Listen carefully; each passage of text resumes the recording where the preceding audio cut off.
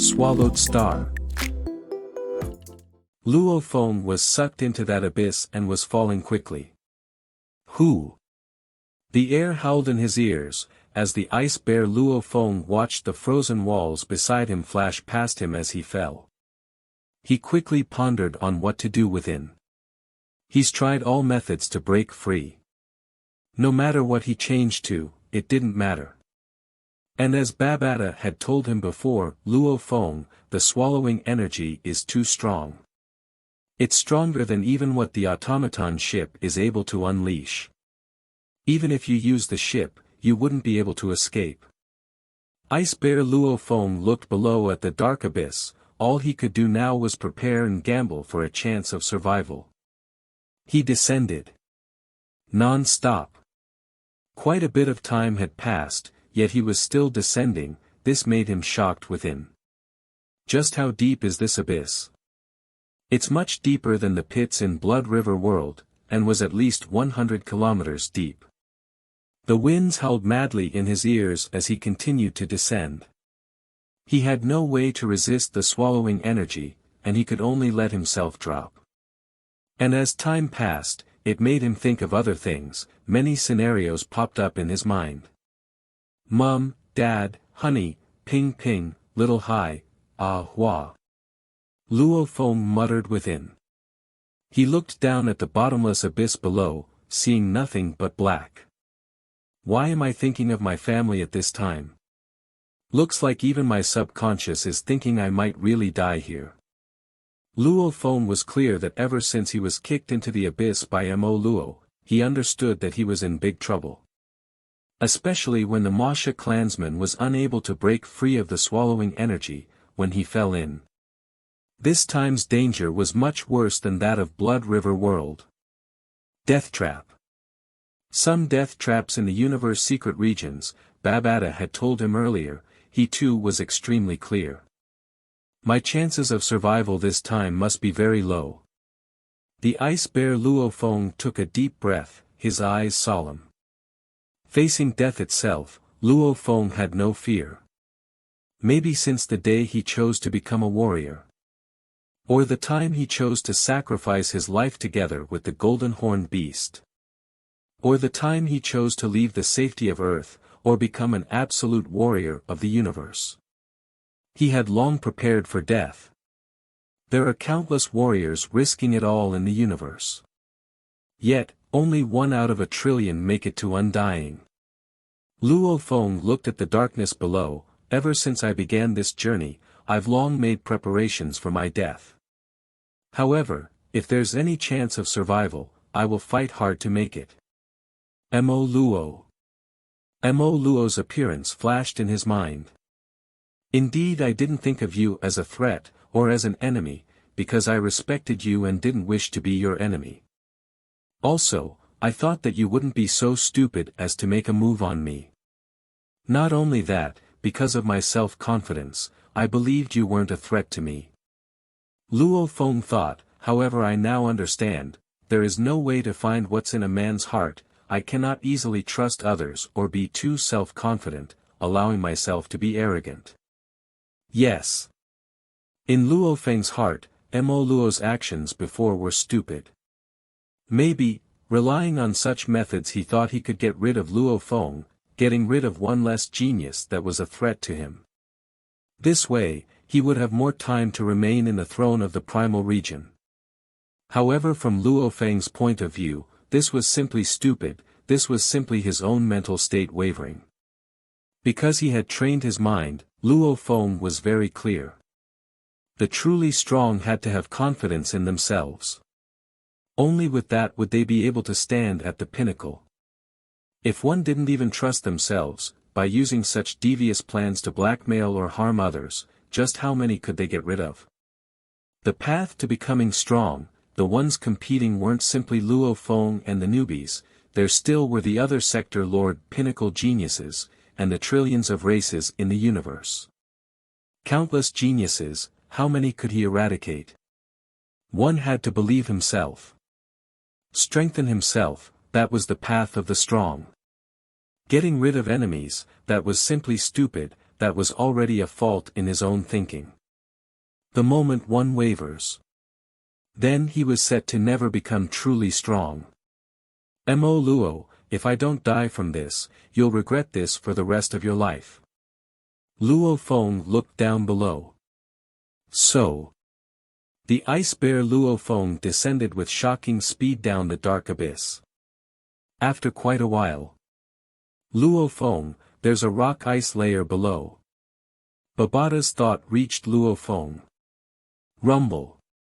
Ice bear Luo Feng was as fast as a shooting star. In less than 0.001 seconds he closed the distance of 20 kilometers. The two thick paws smashing into the ice layer, caused it to shatter and split apart, the distant ice layers too shattered. Below the ice layer, the thick rocks however simply shook, without a trace of damage. Howl. Li. All sorts of ear-piercing howls resounded from all directions. After descending fast, he finally reached the bottom, and the seemingly silly ice bear sat on the broken ice layer and looked around. In all directions, as far as he could see, be it big or small, human-shaped or beast or plant forms etc., there were many beasts, he couldn't see the end of them. Countless beasts all on a winding ice mountain. The silly ice bear slowly stood up, seemingly stupid but filled with fear and shock. My God, there are so many beasts. I can't even see the end of them. This endless mountain range probably has over 10,000 beasts. Luo Feng was shocked within. He didn't expect that there would be a beast nest at the bottom of the abyss. Right, how was the swallowing energy produced earlier? Luo Feng. Be careful. 6.1 kilometers ahead there's a beast, its energy is comparable to an undying. Babata warned him in shock. Undying. Luo Feng was shocked. The silly bear looked around. Where is that beast, 6.1 kilometers distance? There's no beast in my 6.1 kilometers area, in the distance there's only a mountain, and on it are countless beasts. Ice bear Luo Feng communicated with Babata. Stupid. That ice mountain is a beast. Babata said.